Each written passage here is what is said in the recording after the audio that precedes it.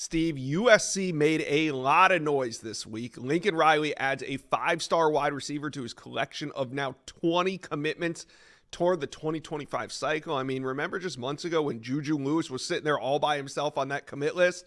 Well, now it's loaded. Jerome Miles, huge pickup from the state of Utah. What does it mean for the Trojans? I got to tell you guys about this new series that dropped on Amazon Prime about how NIL, yes, NIL has changed the college sports game. It's called The Money Game, executive produced by Shaquille O'Neal, LSU alum, and it's on Amazon Prime. It drops September 10, where this is a great show. They follow Livy Dunn, Angel Reese, and Jaden Daniels, their last seasons at LSU. You guys are going to find this really interesting, I promise. Take a look. Can I see how I look before we start? July 1st, 2021, the NIL rule changed. That's the day my life changed. The schools were reaping the benefits of the billions of dollars in TV contracts. For almost 100 years, no one challenged it. Now, the Livy Dunns and the Angel Reeses, they're getting 6- and 7-figure deals. The more eyes you got on you, the more people are going to try to tear you down. I do get a lot of inappropriate comments. All the stuff that they say on a daily basis is disgusting. You're playing on the biggest stage every week. Angel Reese is not active tonight. Could you expand a little bit more on why Reese didn't play in here? Yeah, I could, but I won't. I don't have to tell you guys everything that's going on in my life. And now, for the big moment, your 2023 Heisman winner is... I guarantee there's some girl out here who's trying to get their hooks into Jaden Daniels. I'm not going to let anybody take my focus from the game.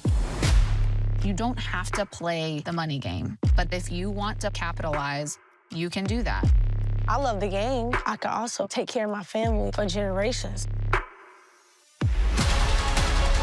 We thought of everything that would happen in NIL. I would have $100 in my account as one of the star athletes at LSU, and I was confused why. Reebok is a question mark. They didn't reach out to you? No. The whole team is so excited to have you. These athletes aren't in a pressure cooker. I remember saying that I want to be done, but winning is addicting.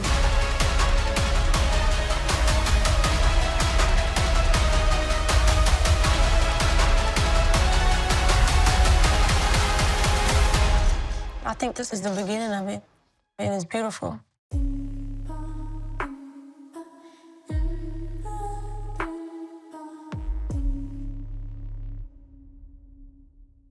There it is. I told you. Looks good, doesn't it? The Money Game. Amazon Prime. It's an inside look at NIL in a way that we have never seen it before. Amazon Prime gives you a raw, real look at how NIL is shaping NCAA sports and the lives of these athletes that are participating in it. And it's 6 parts. It's not just one. You can't tell a great story in one part. This is 6 parts. It's Amazon Prime. The Money Game. Go watch it. Well, now Julian Lewis will have maybe the best receiver class in the country coming to join him at Southern Cal. Jerome Miles adding to a loaded group, 6'3", 215 pounds, the state record holder for Utah in the 100-meter dash, clocking 10.36. He's got 4.4 speed in the 40-yard dash. He can beat you in a variety of ways. Obviously, he's a deep threat, but he's ferocious after the catch, too. Tough to tackle with the speed and ferocity he plays with.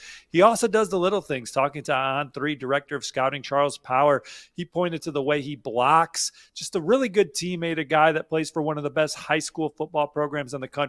He'll arrive at USC college ready. Julian Lewis has to be ecstatic with the way the Trojans are recruiting the wide receiver position. Yeah, with that elite size and speed combo, there's probably no other there's a couple wide receivers in the country that are going to be ready to make an impact, but Jerome Miles, he's college ready. All right, so do they need more at the wide receiver position? Because prior to the Jerome Miles commitment, we were hearing some rumors that maybe Dylan McCutcheon, who's committed to FSU, that might be a guy they double back on. But like you said, this is one of the most talented wide receiver rooms in the country right now, or class in the country right now. Do they need more wide receivers? Yeah, Romero Eisen from Baltimore is another special talent who Georgia just offered this past week, but he's calling Julian Lewis QB1 on social media. USC was way out in front for him. How greedy do they want to get at wideout, Josh, is really what it comes down to. Same for linebacker. Their linebacker class is about done, but maybe they swing back around on a Madden for Ramo. I think it just kind of depends on how the rest of the class shakes out, how their season continues to go. But receiver is not really a need for the Trojans at this point in the cycle. I love their class. Jerome Miles, one of the most college-ready players at the position. You think about Drake London being a top 10 pick out of USC. Jerome Miles has that kind of upside as well. But Dalen McCutcheon is someone they continue to maintain a rapport with. Phillip Bell from in-state, committed to Ohio State, is another where the Trojans were a finalist. But I'm not so sure they need another wide receiver this class. Yeah, and if I'm looking at what's next for the Trojans in terms of what do they need to do to finish this 2025 cycle, I'm looking in the trenches. You had a big report today about Bama offensive line commitment, Michael Carroll, and USC potentially getting involved there. Well, Lincoln Riley knows what a championship caliber program looks like. He took 3 Oklahoma teams to the college football playoff, had USC right there on the verge in year one. They want to be consistently in that conversation. And with a 12-team playoff, I think the way that they're recruiting, they're trending that way, moved up to top 10 in the On3 recruiting rankings with the commitment from Jerome Miles. But they want to continue adding difference makers at the point of attack on both sides of the ball. I'm hearing the dialogue with Michael Carroll and his family has been really good. He's going to take an official visit. I think that checks the box of seeing some places he hasn't seen, getting out west, getting a feel for that vibe. But that's going to be a tough flip from Alabama. He originally chose the Tide over Michigan and Penn State, where his dad played. His mom played basketball at Michigan State. They got all those Big Ten ties in the household. But Alabama, the iron sharpens iron.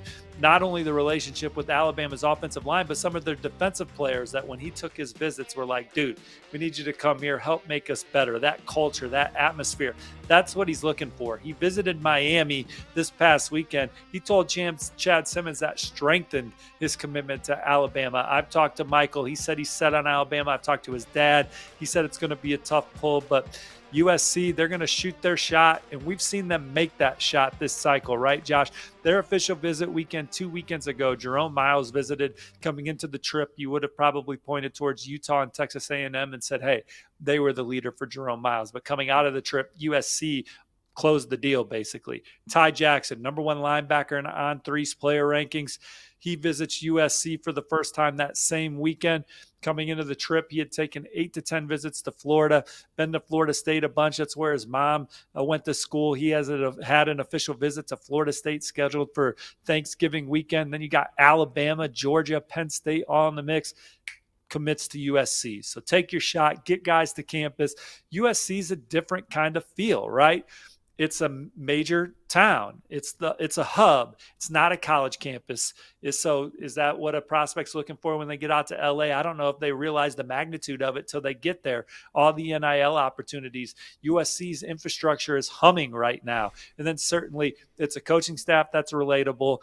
They've got a couple nice wins to start the season. They got a huge opportunity in Ann Arbor to keep it rolling this weekend. And if they beat the Maize and Blue on their turf this weekend, it's going to be crazy how things continue to ramp up for USC this cycle. Yeah, it's trending really well. 20 commitments, with the last one being a 5-star wide receiver. So USC fans, talk to Steve and I. How do you want to see Lincoln Riley finish out this class? Who are your top targets? Let us know. Comment section below.